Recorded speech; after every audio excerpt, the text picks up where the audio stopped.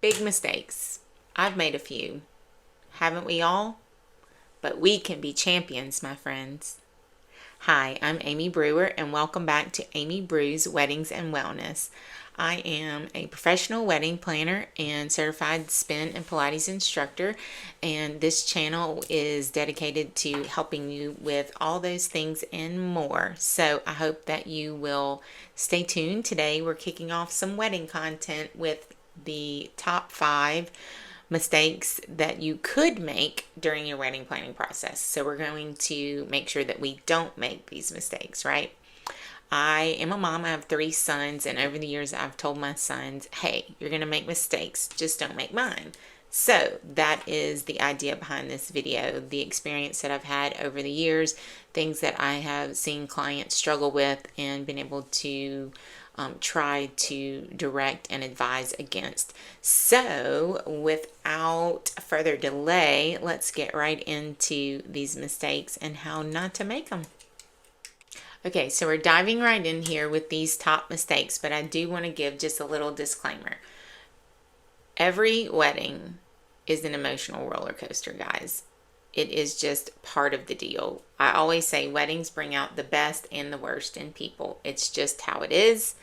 I've learned from many, many years and even my own experiences in weddings that it just is what it is. So emotions will run high. You are not alone. You are not unique to this. So if you are struggling and feeling, why is this so hard? Why do I feel like this looks like so much fun for everyone else, and for me, I am just constant ball of stress and emotions? Guess what? Everyone is a constant ball of stress and emotions. You're dealing with all the emotions, all the family, all the finances. It's just a lot. Okay, so I'm here in the trenches with you to let you know that you are not alone. And we are going to go over some things that are going to help your life be better, okay? So, first up, listening too much to outside voices. All right, so we cannot entertain every single person that wants to give us advice. As soon as you get the ring on your finger, people are going to have their opinions. You have probably experienced this already. If you are currently engaged or have been recently engaged, you will remember vividly, oh, yay, congratulations, ... at my wedding, ... at my daughter's wedding, etc. People are famous for offering unsolicited advice and opinions, and you have to learn how to let those things go in one ear and out the other. Okay? Now, sure, do some people have great ideas? Absolutely. Did they have wonderful events? Sure.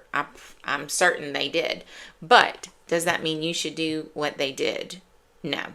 Does that mean you should invite Uncle Joe because that's so-and-so's best friend and they won't be able to live one night without them being present? No. You should take everything with a grain of salt.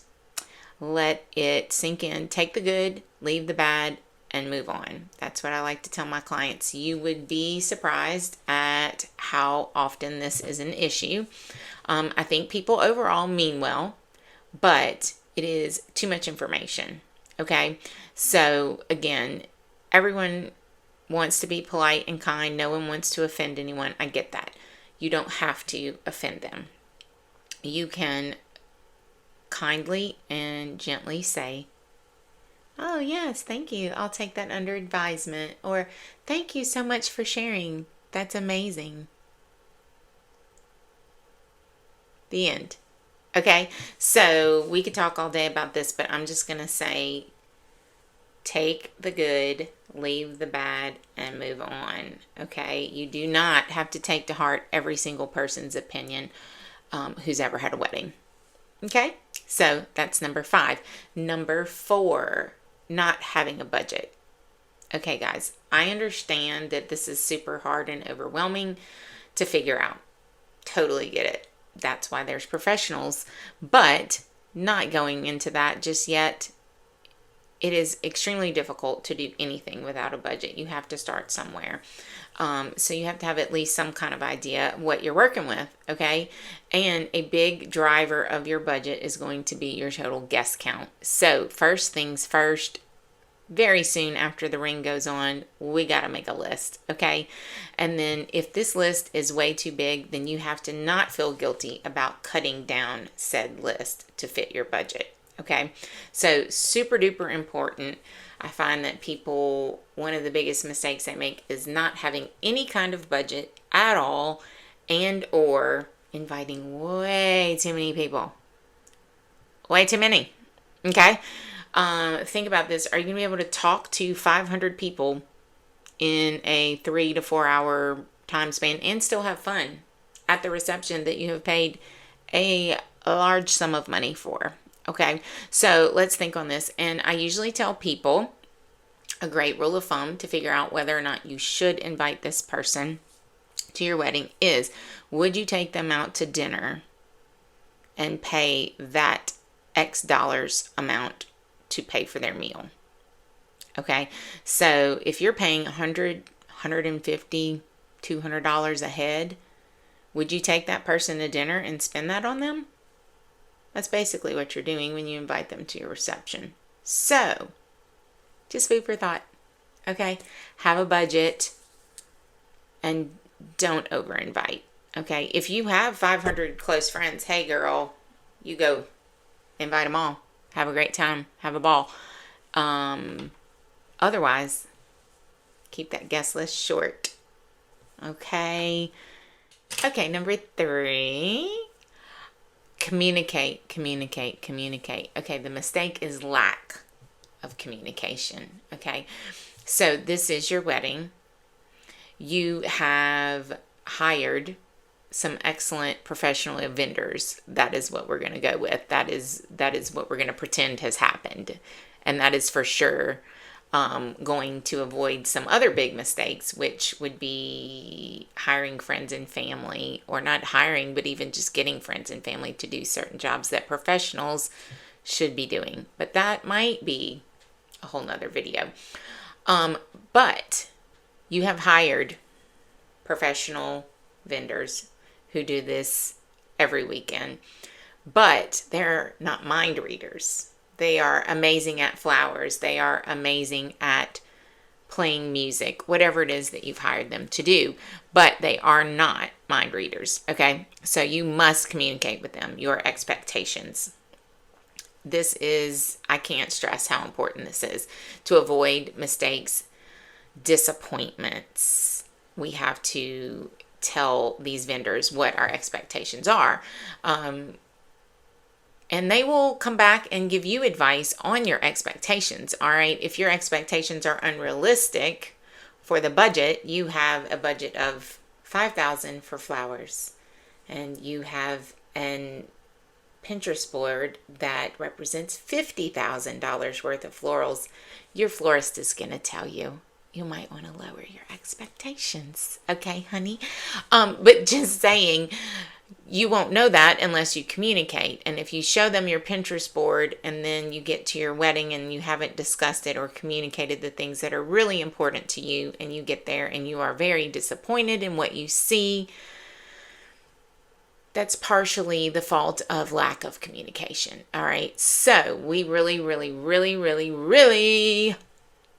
need to communicate. All right. Communicate with everyone. Communicate with your mama, with your groom, with your vendors. Use that cute little mouth that God gave you and communicate. Okay.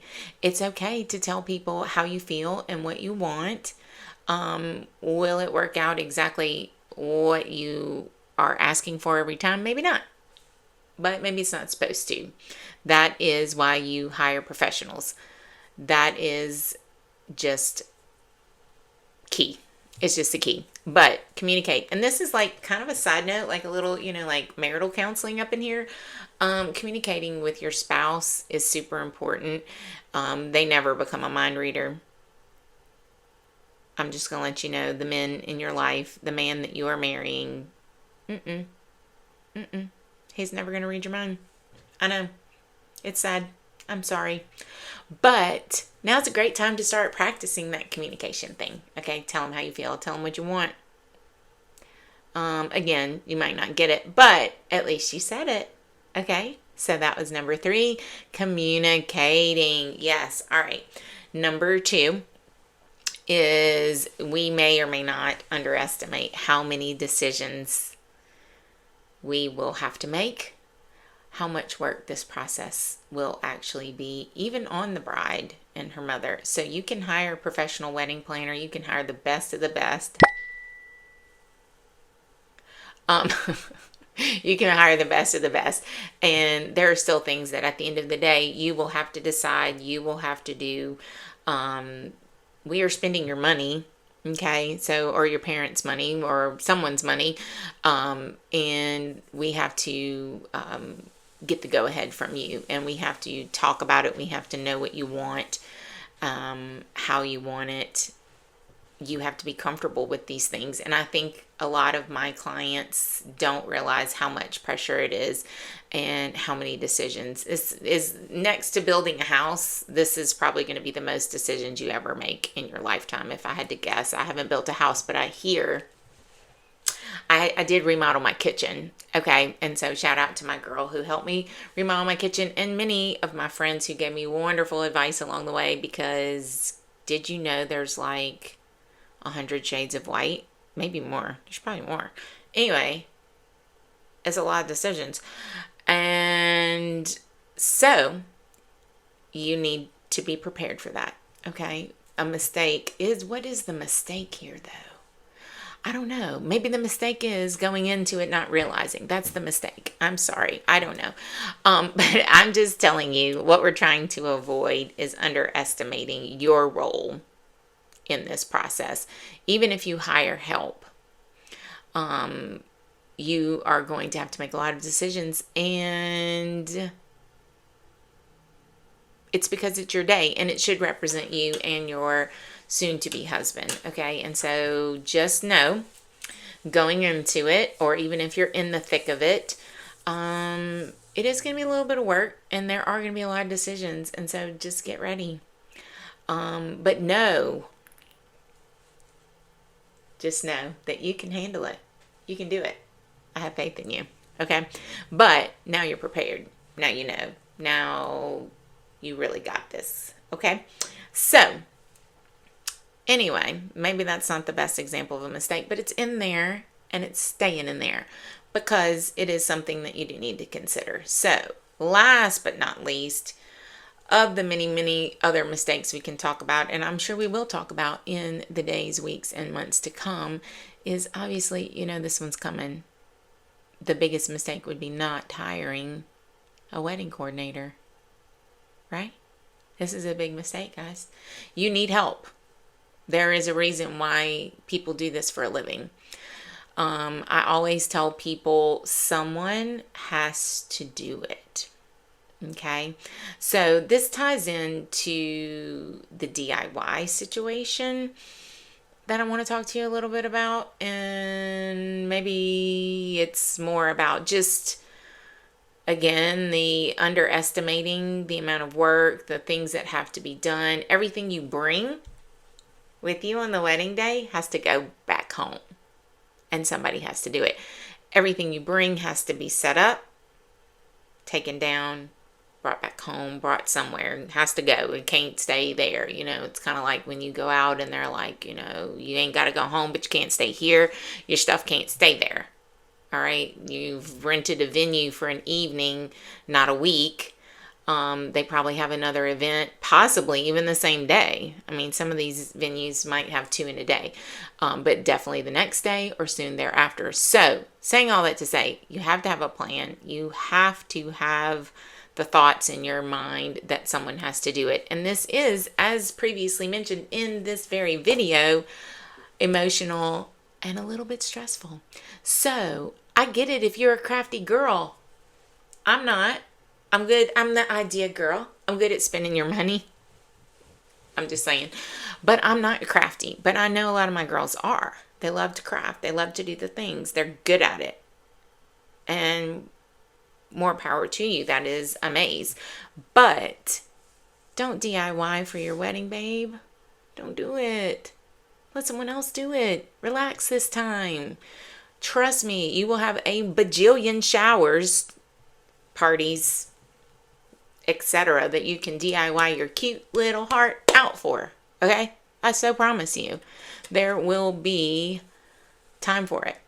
Unless these are things that you can do well in advance and you can have a really solid plan as to who's going to execute and take care of said DIY. And for anyone who doesn't know, DIY stands for do it yourself. Yeah, no. No, thank you. But anyway, crafty girls everywhere, just know, maybe not. And you really, if you do hire a wedding planner or coordinator, which I do highly recommend you do, because again, someone has to do it the day of, and you don't want it to be you, and you don't want it to be your mama, and you don't want it to be your best friend, because all of you have more important things to do, like getting you married and enjoying that process, and the thing that you took many, many months to plan and many, many dollars to pay for. So hire a coordinator, a professional wedding coordinator. All right. Anyway, to take that burden off of you. And if you're going to DIY something, let it be something you do well in advance. Otherwise, save it for the showers, girl. Let someone else take care of it. Relax. Enjoy your day. All right? All right. So we're going to wrap it up today with the brews. You know, we got to have a new mug for everyone. And so today's mug says, I think I'll just be happy today. I think I will. All right. So this is like good to channel for the wedding, right? On the wedding day, we're going to just be happy. In this process, we think we're just going to decide to be happy. We're going to decide to listen to the wisdom of those who've gone ahead of us and not make the same mistakes that they have made. All right. And we'll make our life so much easier, so much happier. And we will enjoy a cup of coffee together and make it fun. These things should be fun. You should be like a guest at your own wedding. Okay, I hope you enjoyed today's video all about the mistakes that you could make while planning your wedding, but you're not gonna. All right, so like the video, comment below, subscribe to the channel, and hit the bell so that you'll be notified for all the upcoming goodies. All right, see you guys next time.